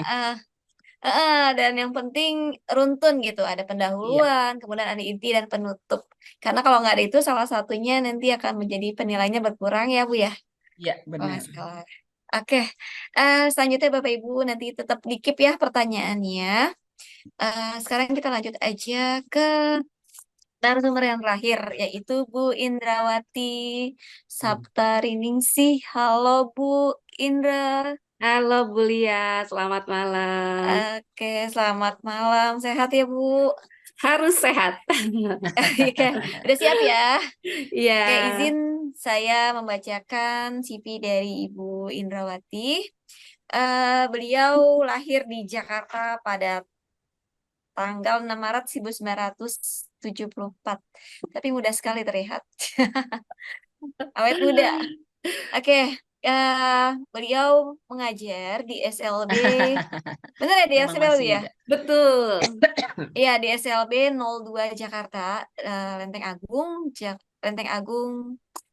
Jakarta Selatan. Ya, Kemudian beliau tinggal di Komplek Departemen Agama dan apalagi nih pengalaman nggak di bisa SLB digabung. uh, Asi Budi Jakarta Selatan pada tahun 1998 sampai 2000. Kemudian pada tahun 2000 sampai 2005 beliau pengalamannya menjadi terapi center tumbuh kembang anak. Kemudian di SLB 02 itu pada tahun 2005 sampai sekarang. Kemudian Instruktur Nasional Pengembangan Keprofesian Berkelanjutan atau PKB bagi guru pendidikan khusus. Narasumber nasional bimbingan teknis guru pembimbing khusus bagi sekolah penyelenggara inklusi atau sekolah reguler. Kemudian KKG SLB PLB Tunagraka Jakarta Selatan 1. Kemudian Ikatan Guru Pendidikan Khusus Indonesia atau IGPKHI. Kemudian prestasi beliau itu juara 1 guru berprestasi tingkat wilayah 1 Jakarta Selatan tahun 2021. Kemudian hobinya kuliner dan membaca. Sama nih, hobinya sama kayak Bu Rini. Oke, untuk mempersingkat waktu lanjut aja Bu Indrawati, waktu dan tempat kami persilakan. Baik, Bu Lia, terima Iya, kasih. 15 menit ya Bu. Assalamualaikum. Oke, Assalamualaikum warahmatullahi wabarakatuh. Selamat malam, salam sejahtera untuk kita semua. Yang saya hormati, di sini ada PP, kemudian ada teman-teman seperjuangan saya juga sepertinya ada nih, ada Bu Vera, Bu Dwi, mungkin yang lainnya. Selamat malam, tetap semangat ya. Kemudian ada Bapak Ibu narasumber juga yang memang kita berjuang bersama kemarin dan cukup cukup asik gitu ya Bu Rini ya, kita ya di panen raya yang suasananya menjadi hilang semua, bahagia semua gitu Bu Rini ya. Baik, yang tak kalah hebatnya, selamat malam juga buat Bapak Ibu peserta seleksi ya. Mudah-mudahan yang ada di sini itu menunjukkan bagaimana keseriusan, menunjukkan bagaimana semangat, jadi makin mantap nih untuk ikut bergabung kita. Mudah-mudahan lolos semua ya Bu Rini ya. Jadi Amin, amin, menjadi Allahumma agen-agen amin. perubahan, makin banyak yang akan menjadi agen terutama di Jakarta Selatan. Baik, Bapak Ibu hebat, mungkin tadi sama-sama kita sudah melihat bagaimana paparan dari 3 narasumber rekan sejawat saya, yaitu dari mulai Pak Momol tadi ya, luar biasa memberikan pengalamannya, berbagi tentang bagaimana cara mengumpulkan berkas, kemudian Bu Imas, bagaimana Bu Imas memberikan tips-tips triknya supaya lulus esai, dan Bu Rini yang nggak kalah hebatnya juga pada RPP dan simulasi mengajar ya. Tapi masih ada satu yang kalaupun nggak dilalui maka tidak bisa lolos juga gitu ya. Jadi ini juga salah satu yang terpenting ya Bapak Ibu, walaupun ini ada di tahap 2 karena tadi ada tahap 1 dulu. Dari esai apakah Bapak Ibu bisa lolos menuju tahap 2 gitu. Di tahap 2 ada lagi nih RPP sama simulasi mengajar, dan yang terakhir adalah wawancara. Izinkan saya ya Bapak Ibu berbagi berdasarkan pengalaman nih ceritanya Bu Lia. Oke. Ya. Nah, bagaimana Bapak Ibu tata cara pelaksanaan wawancara? Yang pertama, nanti jangan takut, Bapak Ibu akan diberikan notifikasi tentang jadwal. Di mana nanti Bu Indra lihatnya? Ada semua di SIM PKB. Ya, nanti disertai tautannya untuk konferensi video dengan nanti ada tim seleksinya ya. Bapak Ibu ketahui bahwa ini semua dilakukan secara daring melalui Google Meet ya. Kemudian durasinya berapa lama sih Bu Indra? Apakah kayak tadi simulasi cuma 10 menit? Berdasarkan pengalaman kemarin, wawancara kita akan berlangsung sekitar 60 menit. Ya, nanti Bapak Ibu hebat akan diwawancarai oleh 2 orang tim asesor pada saat bersamaan. Ya, itu nanti tim asesornya udah keren, dia nggak akan bikin Bapak Ibu tegang, pokoknya happy, sharing, kayak ngobrol-ngobrol biasa aja, gitu ya. Kemudian yang ketiga yang dipersiapkan adalah perangkat. Bapak Ibu ini yang paling penting karena dilakukan secara daring, berarti pastikan Bapak Ibu menggunakan komputer atau perangkat elektronik yang mampu menangkap suara dan gambar Bapak Ibu dengan baik, ya. Kemudian yang keempat apa? Nih yang terpenting jawaban Bapak Ibu. Jadi nanti selama wawancara Bapak Ibu diharapkan memberikan jawabannya itu berdasarkan pengalaman dan pengetahuan yang dimiliki Bapak Ibu. Ya, jadi semuanya itu apa yang sudah Bapak Ibu pernah lakukan ya. Nih saya kasih tip contohnya. Contohnya adalah contoh jawaban yang diharapkan ya Bapak Ibu berdasarkan pengalaman dan pengetahuan yang Bapak Ibu miliki. Contohnya nih soalnya ya. Jadi jawabannya bukan soalnya, maaf. Saya mengalami beberapa hambatan saat menjalankan program pola hidup sehat untuk anak murid. Pihak sekolah, orang tua murid, pihak kantin tidak mendukung implementasi program ini karena beberapa kendala di masing-masing pihak. Selama 2 tahun saya melakukan berbagai cara untuk merangkul masing-masing pihak. Misalnya, nih ada ya tindakan yang dilakukan, memberikan pemahaman mengapa program ini perlu diterapkan, kemudian bagaimana cara menerapkannya, apa yang bisa didukung dari masing-masing pihak untuk keberhasilan program ini, kemudian bagaimana mengatasi kekhawatiran yang dilakukan masing-masing pihak, dan sebagainya. Ya, kemudian hasilnya di tahun kedua mulai ini kelihatan dan memasuki tahun ketiga masing-masing pihak menunjukkan dukungannya terhadap program saya. Jelas ya dari contoh jawaban ini artinya apa? Bahwa jawaban Bapak Ibu itu berdasarkan pengalaman yang udah Bapak Ibu lakukan selama Bapak Ibu di sekolah dan pengetahuan yang dimiliki Bapak Ibu. Jadi jangan berandai-andai gitu ya. Oke, saya lanjut. Nah, Bapak Ibu, nanti tim asesor juga punya kompetensi apa yang diharapkan dari kompetensi kepribadian dari calon guru penggerak di seleksi wawancara ini. Ya, Bapak Ibu yang pertama adalah tujuan atau misi. Nah, di sini kadang-kadang kan tujuannya apa ya gitu. Oh, mau jadi kepala sekolah, oh mau jadi pengawas gitu ya. Sepertinya itu bonus sih sebenarnya ya. Tapi yang terpenting Bapak Ibu di sini adalah seorang pendidik itu menjalani panggilan hidup sebagai pengajar. Kita sebagai sebagai pengajar itu profesi sebagai panggilan jiwa kalau kita bilang ya. Apalagi saya yang berada lama ya di sekolah luar biasa. Itu berasa banget bahwa kita itu mengajar dengan hati gitu ya. Bahwa kita itu benar-benar totalitas gitu kan. Jadi ini memberikan dampak positif yang secara luas. Baik bagi peserta didik kita, bagi lingkungan sekitar, sehingga terjadi proses transformasi yang menunjukkan kemajuan positif bukan hanya kepada diri kita, tapi juga buat anak didik, kemudian buat lingkungan sekitar kita. Itu yang pertama 3 ya. menit Jadi lagi ya Bu. berapa? Maaf, 3 menit. Oh, 3 menit. Kemudian membangun hubungan yang positif. Di sini ada kolaborasi yang diharapkan. Bagaimana bercerita tentang kolaborasi. Kemudian daya juang. Tadi Pak Mamol sudah bilang bahwa kita itu sebagai pendidik itu harus tidak menyerah, pantang menyerah, terus belajar, berjuang gitu ya untuk menjadi lebih baik. Kemudian inisiatif untuk mengambil tindakan. Nah, ketika ada satu permasalahan juga kita harus punya inisiatif, tidak sebagai apa ya, sebagai pemberi ide. Kemudian pembelajaran berkelanjutan. Ya, jadi kita sadar bahwa kita tuh harus selalu mengembangkan dan memperbaiki diri melalui proses pembelajaran yang dilakukan secara terus-menerus. Kemudian coaching.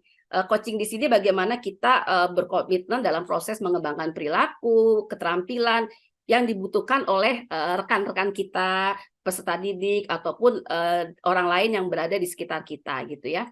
Jadi kemudian kematangan etika di sini juga kita perlu banget. Kenapa? Karena di sini bagaimana kita bisa terlihat bahwa kita tuh sebagai pendidik menunjukkan kematangan emosi dalam berkarya, keterbukaan, kejujuran, berperilaku kasih sayang gitu ya. Sehingga apa yang kita lakukan itu sesuai dengan norma-norma yang memang nilai-nilai etika sebagai profesi kita sebagai guru.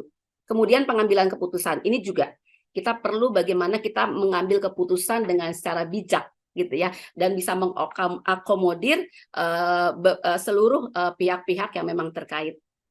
Kemudian persiapan teknis, jangan lupa Bapak Ibu pastikan bahwa jaringan internet kita bagus, dan satu lagi harus ada cadangan sambungan internet. Kemudian komputer atau laptop juga kamera video itu pastikan baik. Kemudian bisa melakukan panggilan video ya dengan aplikasi nanti karena kita pakainya Jimit. Kemudian pastikan daya baterai cukup. Satu lagi, perlu loh latihan ya dengan teman-teman supaya melihat bagaimana kualitas suara dalam panggilan video. Kemudian satu lagi Bapak Ibu, jangan lupa esai yang Bapak Ibu buat di tahap pertama itu dibaca kembali karena akan dikonfirmasi nanti oleh Bapak Ibu tim asesor.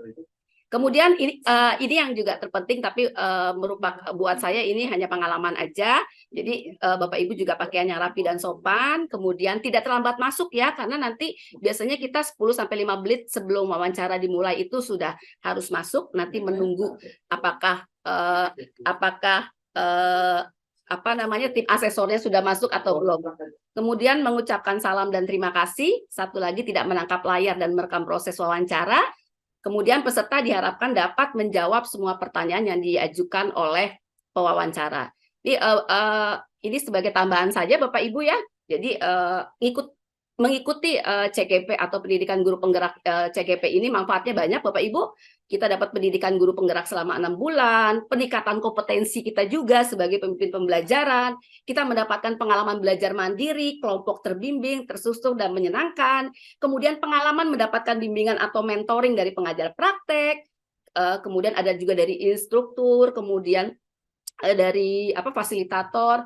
Satu lagi, mendapatkan komunitas belajar baru, dan yang terakhir kita akan mendapatkan sertifikat pendidik. Oke, gitu. Itu saja mungkin dari saya. Terima kasih. Assalamualaikum warahmatullahi wabarakatuh. Waalaikumsalam warahmatullahi wabarakatuh. Waalaikumsalam Terima kasih warahmatullahi banyak wabarakatuh. Bu Indra, penutup dari paparan para narasumber. Oke, Bapak Ibu semua, mungkin tadi pada tahap RPP dan microteaching sama wawancara mungkin kita harus siapkan juga kali ya KTP. Karena kalau ada KTP kita nanti kelabakan. Oh ya, betul. Bener ya? Benar-benar Oke Bu ya, ya. Bapak Ibu. Benar Bu Oke, Lia, Bapak sampai Ibu lupa. semua. Bapak Ibu semua, nah ini waktunya sesi tanya jawab. Mungkin mempersingkat waktu dan karena ini udah malam, langsung aja ya Bapak Ibu kita buka sesi yang ini dulu aja, yang di room dulu aja. Nanti kalau tidak ada pertanyaan kita baca chatnya. Ya Bapak Ibu yang mau nanya boleh hand raise. Oke, sambil menunggu mungkin pada malu. Oke Bu, ini udah ada nih. Langsung aja ya. Yang kita di layar dulu ya. Ada Bu Amalina. Bener ya Bu Amalina Permana. Langsung aja nanti ketunjuk ke narasumbernya ya Bu.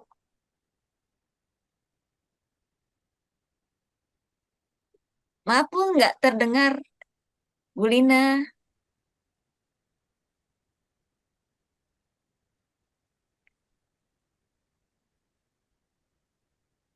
Oke, sambil menunggu, ini ada pertanyaan di chat. Ibu Lina kayaknya soundnya bermasalah. Bu Lina, nanti coba di repair dulu ya. Ini ada pertanyaan di chat, kita baca chat dulu ya. Pertanyaan dari PC nih, PC siapa? Oke, bagaimana sih tips dan trik jika memang saya terbiasa menggunakan bahasa-bahasa yang normatif atau baku dalam membuat sebuah karya tulis atau esai? Sedangkan banyak narasumber yang memberikan tips menggunakan bahasa real dan bahasa sendiri. Dalam hal ini, ketika saya menulis sebuah esai dengan bahasa sendiri, ternyata yang saya buat terlihat seperti bahasa normatif atau tulisan baku. Apakah ini menghambat saya dalam kelulusan pada tahap 1? Mungkin ini tentang esai. Nah, tentang esai ada Ibu yang mau jawab? Iya. Saya kali ya, Bu Lia. Ke Bu Imas ayah. Tadi kebetulan Bu Imas tentang esai. Eh, seperti yang sudah tadi disampaikan bahwa sebaiknya ya kalau menggunakan bahasa menjawab esai itu kan bahasa sendiri, bahasa yang real. Bagaimana kalau misalkan menggunakan bahasa yang normatif? Ya, kalau misalkan menggunakan bahasa normatif atau baku itu juga sebetulnya tidak apa-apa, tetapi tahapan langkah-langkahnya ada gitu ya. Misalkan saya melakukan apa, kemudian apa namanya eh, tantangannya seperti apa, kemudian prosesnya yang diupayakannya apa saja, kemudian endingnya seperti apa. Jadi tersusun gitu loh. Dari awal sampai akhir itu nyambung. Itu juga ya nggak apa-apa juga. Normatif itu kadang-kadang kan orang kalimatnya baik semua, tetapi ujungnya kemana ya gitu ya. Realnya apa sih gitu ya. Kegiatannya apa sih gitu. Itu sih yang menurut saya ya. Jadi kalimat normatif ini kalau bukan berarti tidak boleh, tetapi yang diharapkan jawaban itu adalah awal, tahapan, solusi, ending, hasil itu dapat gitu ya, nyambung dan dapat. Mungkin itu Pak, menurut saya sih seperti itu ya. Kalau untuk normatif atau tidak normatif itu tergantung ya. Normatif itu kalau misalnya nanti hanya kalimat-kalimat seperti narasi berceritanya bercerita tidak real ya mungkin itu tidak diharapkan. Tetapi kalau normatif dan endingnya dapat itu mungkin juga ya nggak masalah. Menurut saya sih seperti itu Pak. Ya, jadi tahapan di dalam esai itu yang jelas bukan bahasanya atau apanya, tetapi tahapannya lebih jelas saja. Misalkan saya pernah membuat tutur sebaya. Pada saat itu kejadiannya kenapa harus melakukan tutur sebaya misalkan ya? Karena alasannya begini. Kemudian ternyata dalam perjalanannya tutur sebaya itu tidak mudah juga. Kita ceritakan itu. Kemudian solusinya kita cari apa dan akhirnya ternyata banyak hikmah loh dari yang sudah dilakukan tutur sebaya sehingga teman-teman saya mampu yang kita harapkan. Itu kan tahapan-tahapan gitu loh. Menurut saya seperti itu. Mungkin itu jawabannya sementara Bu Lia, barangkali ada yang mau menambahkan silakan. Oke, terima kasih banyak Bu Imas. Mungkin tadi diambil garis kesimpulan ya, jadi tidak ada sih sebetulnya tidak ada kendala ya Bu ya. Mau pakai bahasa baku atau normatif atau apa yang biasa aja. Yang penting runtun ya Bu ya. Ya. Yang penting runtun dan bisa dipahami sesuai dengan pertanyaan itu ada goal up-nya jelas. Insya Allah kok lulus ya di tahap 1 untuk penulisan esai. Lanjut aja ya, kita pertanyaan di Zoom ini, di room ini ada yang mau ditanya? Oke, Boleh, Bu. Bu Lina. Oke, Bu Lina Iya. sudah. Maaf, Suaranya tadi sudah. saya udah pindah ke handphone. Semoga sinyalnya bagus ya, Bu ya. Oke. Selamat malam, Bapak Ibu hebat semuanya, moderator, CGP, dan yang sudah menjadi guru penggerak. Yang ingin saya tanyakan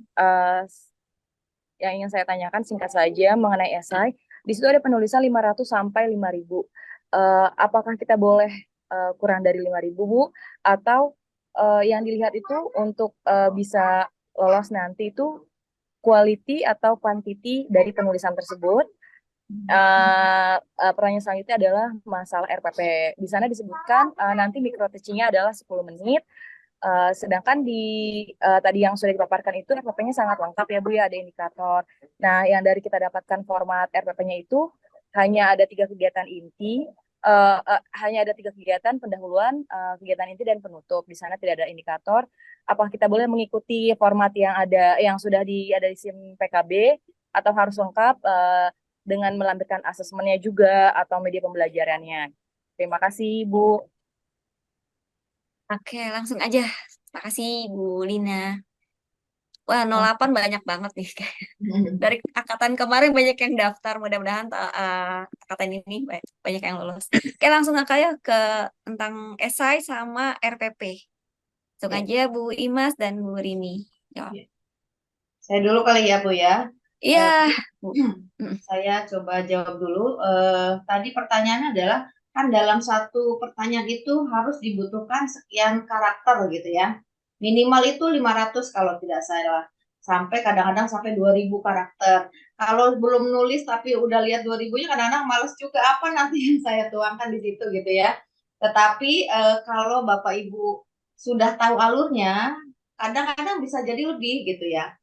Kita jangan langsung lihat 2000 karakternya, kita mulai dulu aja. Kita nikmati, kita tulis saja seperti kita membuat diary kan gitu ya. Kita nggak usah terlalu banget, aduh bahasa saya nanti dipahami. Justru itu yang lebih dipahami gitu. Jadi berapapun karakternya, kalau kita sudah menikmati dan sudah tahu alur yang akan kita kemukakan, kita ceritakan, itu insya Allah dapat ya. Jadi jangan dilihat, aduh 2000 saya orangnya tidak bisa bercerita, saya tidak bisa menulis. Enggak seperti itu juga, kita coba dulu aja gitu. Kadang-kadang tahu-tahu udah 500, tahu-tahu udah 1000 gitu. Kalau misalkan tagihannya minimal 500 karakter, sementara kita hanya mampu di 400, nggak bisa ya, tetap merah. Jadi harus sesuai dengan ketentuannya. Kalau lebih ya itu malah nggak masalah gitu. Kemudian yang kedua, apakah kuantitinya, apa kualitasnya ya tentunya kuantiti ini jumlah karakter harus terpenuhi. Kalau kualitas itu isinya juga harus yang berkualitas itu bukan yang tadi sekali lagi bahasanya yang bagus banget tapi kontennya tidak dapat, tetapi yang jelas konten yang kita tuangkan di situ jelas dan memang sudah kita lakukan gitu ya, sehingga masalah yang sudah kita lakukannya cakupannya besar, kecil, sedang itu relatif. Yang jelas narasi yang kita tulis itu dari awal sampai akhir itu akan terlihat bahwa itu memang betul-betul dilakukan atau hanya sekedar mengarang, mari mengarang gitu. Itu sih kualitasnya. Jadi kualitas insya Allah akan terlihat dengan tulisan kita karena yang kita tuliskan itu real yang sudah kita lakukan atau bukan. Itu ya Bu Amalina, mungkin sementara itu mungkin dilanjut dengan Bu Rini. Iya, Baik. jadi intinya sebentar ya Bu. Ya, silakan Bu Lia, Jadi intinya silakan. kalau kurang satu, jadi kualitas dan kuantitas itu sama Bu, harus imbang di esai ini. Karena kalau kita juga kurang satu, itu nggak bisa kita submit gitu. Jadi tetap aja tulisannya bakal merah. Jadi kalau Ibu tambahin titik-titik itu pasti udah kena gitu. Tapi kan nggak boleh, tetap aja harus karakternya harus masuk sesuai dengan yang tadi Bu Imas katakan. Lanjut ya Bu Rini ya tentang RPP-nya. Baik, terima kasih. Bu Rini betul. Iya, baik. Takut lupa. Bu Amalina, terima kasih pertanyaannya, begitu bersemangatnya. Kalau dulu, biasanya kalau ada yang bertanya tidak tahu. Tapi kalau sekarang kebalikannya ya Bu Lia, yang bertanya itu adalah yang paham atau yang tahu, seperti itu. Baik, Bu Amalina, memang tadi yang saya jabarkan itu adalah benar-benar RPP-nya normatif sekali ya. Nah, sebetulnya ketentuannya itu seperti itu. Walaupun, mohon maaf, walaupun di ketentuan SIM-PKB itu hanya 3 poin, yaitu pertama pendahuluan, yang kedua kegiatan inti, yang ketiga adalah kegiatan penutup ya. Nah, sebetulnya dari 3 poin itu jabarannya adalah yang tadi. Nah, seperti yang awal disebutkan oleh Bu Lia, dalam simulasi mengajar, dalam jangka waktu 10 menit, kita harus menyelesaikan satu RPP tersebut. Dan kita adalah bermain peran Ibu.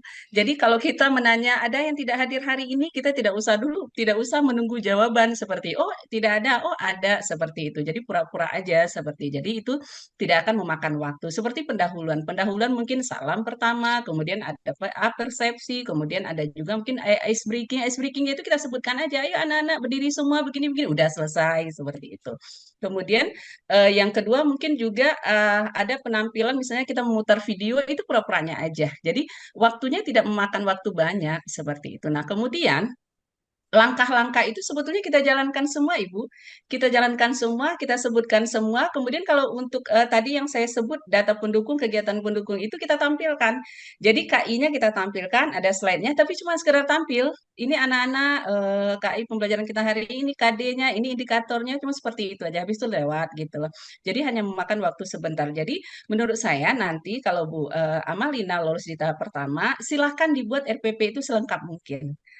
Dan poin-poinnya itu pas saat simulasi mengajar juga dilakukan. Kenapa? Karena kemarin pengalaman saya, kebetulan penguji saya itu ada 2 orang, mereka benar-benar memegang LPP saya gitu loh. Oh, berarti mereka print seperti itu. Jadi mereka penilaiannya itu adalah benar tidak yang dia buat ini dilaksanakan seperti itu. Nah, kemudian apapun langkah-langkah di situ tetap kita kerjakan semua. Tetapi jangan takut, memang disinilah perlu latihannya. Jadi dengan latihan itu kita bisa mengukur yang kita sampaikan itu sesuai dengan RPP yang kita buat, sesuai tidak dengan durasi yang disediakan seperti itu. Kemudian poin yang kedua, Bu, kemarin saya sempat kena sebetulnya. Supaya menghemat waktu, karena saya menampilkan slide. Slide itu dalam bentuk ada video, kemudian saya siap-siap dulu menghidupkan LCD proyektor seperti itu. Ternyata apa namanya penguji saya ini dua orang itu dengan umur yang jauh berbeda. Yang satu masih muda, yang satu mohon maaf sudah dokter tua, agak tua lah, sudah tua 6 bulan lebih gitu loh. Jadi karena LCD saya hidupkan, jadi dia melihat ada cahaya di belakang saya. Di saat saya memperkenalkan diri, dia stop. Ibu stop dulu. Ibu pasang kamera ya gitu. Saya kaget. Tidak, Pak, gitu loh. Apa tidak? Itu Ibu kelihatan. Oh, berarti wajah kami berdua ini Ibu video kan ya? Seperti itu. Tidak, Pak. Saya ngomong, enggak, Pak, ini LCD gini-gini. Tapi yang namanya orang tua, ini ya teknologinya mungkin kurang pemahamannya seperti itu. Dia nggak terima awalnya. Tetapi sama penguji satu lagi dijelaskan segala macam seperti itu. Nah, saran saya, sebelum memulai untuk simulasi mengajar, alangkah baiknya nanti teman-teman jangan menggunakan dulu alat peraga yang kita, ya mungkin berupa alat elektronik ya, jangan digunakan dulu, tetapi minta izin dulu kepada ininya tim pengujinya seperti itu. Nah, Bu Amalina, jadi sebetulnya menurut saya buatlah EPP itu selengkap mungkin. Nah, kemudian poin-poinnya itu sampaikan juga berunut. Berunut hanya sebentar gitu loh. Jadi poin-poinnya aja yang kita sampai, kemudian next, poinnya aja next seperti itu. Ya, seperti itu ya Bu Amalina ya. Nah, memang harus berlatih supaya waktu yang tersedia itu cukup untuk RPP yang kita bawakan. Terima kasih. Baik Oke. Bu, mohon izin sedikit. Berarti untuk RPP yang kita upload di SIM PKB itu adalah RPP lengkap ya Bu ya? Iya, yang saya lakukan seperti itu Bu Amalina. Mungkin teman-teman yang lain bisa berbagi. Oke, baik, terima kasih Bu. Iya. Oke, sudah paham ya Bu Amalina ya. Semoga sukses sama lancar deh semuanya. Sama sih sebenarnya pertanyaan. Mungkin teman-teman yang punya pertanyaan seperti Bu Amalina mungkin bisa terjawab. Oke, ini waktunya sudah jam segini. Tapi kita izin dijawab sebentar ya yang ada di chat ya. Boleh Bu Oke, Lia. nggak apa-apa ya. Oke, ini ada pertanyaan dari Ibu Dewi. Saat simulasi mengajar secara online atau offline? Oke, mungkin ini boleh dijawab sama Bu Indra ya. Saya, Bu Indah, boleh, Oke, silakan. langsung aja nih kayak offline apa online nih? Online Terima nih Bu. kasih semua dengan Oke, online ya. Jadi oke kita online ya. dengan daring. Ya, gitu aja. Siap, ini Bu Dewi sudah kejawab ya. Mm-mm. Oke, lanjut dulu ke pertanyaan chat. Eh, apa ya?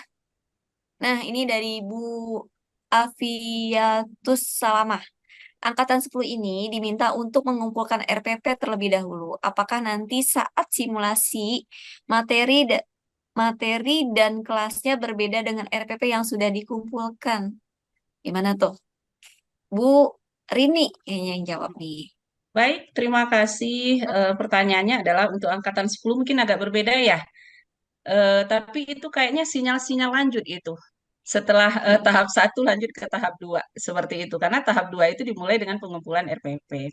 Menurut saya Ibu, karena memang di tahap 7 kemarin kita mengumpulkan RPP itu setelah kita dinyatakan lulus tahap 1 seperti itu. Dan memang dibimbing ada ketentuannya yang seperti saya jabarkan tadi. Untuk pemilihan kelasnya kita sudah dipandu, sudah ada materinya di SIM PKB. Untuk pemilihan materinya juga seperti itu. Nah, saya tidak tahu nih Bu Lia, kalau sekarang disuruh mengumpulkan, apakah untuk materi atau kelasnya itu ditentukan diambil bebas atau memang ditentukan? Yang bertanya siapa tadi Bu Lia? Ibu Afiatus Salamah. Bu Salamah. Mana Bu Apakah Salamah? dibebaskan kita yang memilih atau memang dipandu? Oh, materinya ini saja seperti itu. Jangan-jangan ibunya sudah keluar.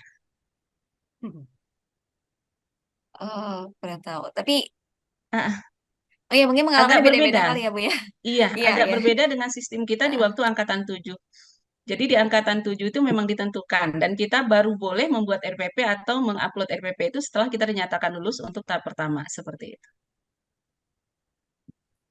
Oke, Izin oke. Bu Lia, boleh saya tambahkan Iya, sebentar? Boleh Bu Feri? Mungkin kebetulan yang angkatan 10 ini sama dengan angkatan 9 dan 8. Jadi 8. benar Bu Rini, jadi Hmm? untuk yang tahun ini kita nggak sama dengan angkatan kita. Jadi untuk Oh, mereka dari awal sudah meminta RPP-nya dulu. Jadinya seperti itu. mereka sudah diupload dan kebetulan teman saya di angkatan 9 ini lulus. Jadi RPP itu akan nanti sebagai simulasi saat belajar mengajar Oh, sudah dan terjawab ya Bu temanya ya, sesuai dengan yang dia yang akan yang dia buat. yang akan Jadi disampaikan mungkin waktu tambahan simulasi saja. mengajar. Oh Oke, ya, baik. makasih Bu. Ya, Ya, sudah Vera nih terjawab yang ya Bu selalu Lia. ngikutin nih kayaknya. Selalu ngikutin nih. Kayaknya Eh, mau langsung mau ini GC ke angkatan 10 ya. enggak, ya Oke, maklum teman-teman lah. CGP sabar ya. Tahan yang mau Oke. daftar ke PP nih kayaknya. Oke, lanjut ya. Sekarang pertanyaan selanjutnya dari Ibu Teresia. Selamat malam, izin bertanya. Untuk surat izin dan rekomendasi, apakah harus menggunakan surat berkop sekolah? Kemudian yang kedua, untuk saat ini, jika kita mengajar dalam kurikulum merdeka, maka RPP menggunakan format modul ajar? Mungkin Pak Momol nih kayaknya nih yang harus jawab. Karena ya, terkait dengan pemberkasan. Halo Pak Momol. Oh, Oke, di mute. sorry, saya Oke. lupa unmute. Baik, untuk surat rekomendasi, benar-benar Bapak Ibu semua mengikuti template yang sudah disediakan. Pada saat saya melakukan pemberkasan untuk rekomendasi dan atasan, saya tidak menggunakan kop sama sekali karena memang tidak ada di sana tertulis kop sekolah, nggak ada. Jadi benar-benar kita mengikuti template yang ada seperti itu, ya. Terus satu lagi saya juga pengen menambahkan tadi terkait dengan esai Bapak Ibu semua. Sebelum Bapak Ibu membuatnya namanya mengklik kolom esai, di situ ada disclaimer dilarang untuk melakukan plagiarisme karena langkah pertama by system untuk mengecek ke esai Bapak Ibu adalah dicek terkait dengan plagiarismenya, baik itu menggunakan Turnitin ataupun aplikasi yang lainnya, maka dicari keunikan dari setiap kata-kata Bapak Ibu. Kalau seandainya keunikannya itu memang sudah bagus, maka baru akan ditindaklanjuti untuk penilaian oleh asesor dan lain sebagainya. Jadi langkah pertama untuk penilaian esai itu adalah pengecekan plagiarisme, kemudian baru pengecekan penilaian dari asesor layak apa tidak Bapak Ibu lolos untuk tahap selanjutnya. Tapi balik lagi kalau untuk pemberkasan, ikuti benar-benar sesuai dengan template yang tersedia. Jika yang tersedia tidak meminta kita memberikan kop surat, ya udah nggak usah gitu ya. Itu aja sih Bu Lia Amalia. Oke, terima kasih banyak. Mungkin sudah kejawab ya. Oke, satu pertanyaan lagi nih. Bagaimana sih trik mendaftar calon guru penggerak agar bisa diterima sedangkan usia saya sudah 45 tahun nih. Agar bisa diterima kayak gimana nih? Siapa yang mau jawab? Ya kan 50 Bu tahun. Vera kok ketawa? Kan Kalau 50 tahun. iya, Kalau kalau untuk buka berarti PP udah mungkin belum bisa ya Pak ya, tapi kalau untuk untuk PP PP mungkin ya. Iya, bisa. untuk PP. Untuk PP mungkin, bukan untuk CGP. Oke, kebetulan di sini ada PP mungkin bisa dibantu jawab Bu Ferry nih. Bu Ferry, aja Bu Ferry. Bantu pengalamannya kenapa daftar PP. Oh, ya baik. Terima Jadi kasih CGP Bu kalau nggak lulus Lia. ke PP nih coba. Boleh ya? Nggak bagi pengalaman sedikit aja. Ya, baik Bu Lia, terima kasih. Heeh. Bapak yang bertanya, ini Bapak Suraji. Mohon izin saya ingin berbagi pengalaman.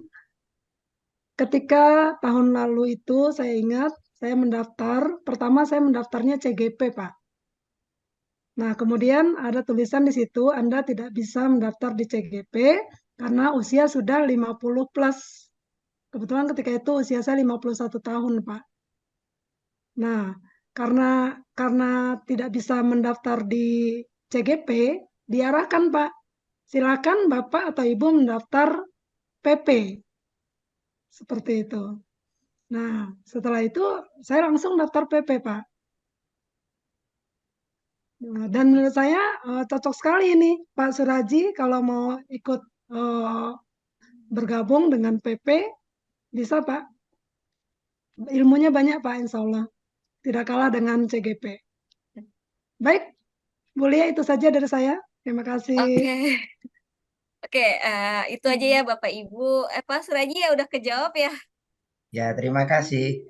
Iya, Pak Suraji. Mungkin ya pengalaman teman-teman semua mungkin bisa menjadi apa ya, arahan teman-teman mau ke CGP atau mau ke PP lah ya, karena memang udah ada aturannya di situ dari rules-nya. Nah, Bapak Ibu semua, terima kasih banyak nih sudah bergabung saya sebagai moderator, terutama untuk narasumbernya nih. Terima kasih sudah, walaupun dengan lelah, tapi mudah-mudahan apa yang Bapak Ibu apa ya berbagi di sini bisa menjadi lilah lah ya. Langsung aja, karena waktunya sudah malam, saya langsung ke lempar ke MC kita, Ibu Nina yang cantik. Untung saya Bu belum Nina. ketiduran ya, mulia luar biasa.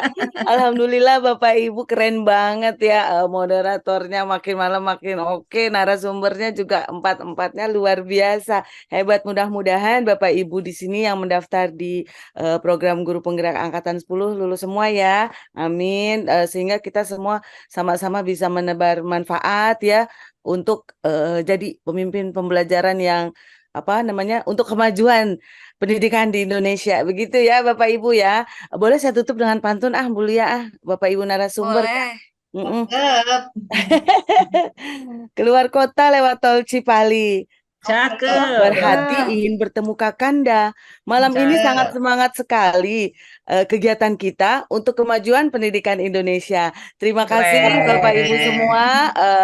Terus semangat. Billahi taufiq wal hidayah. Assalamualaikum warahmatullahi wabarakatuh.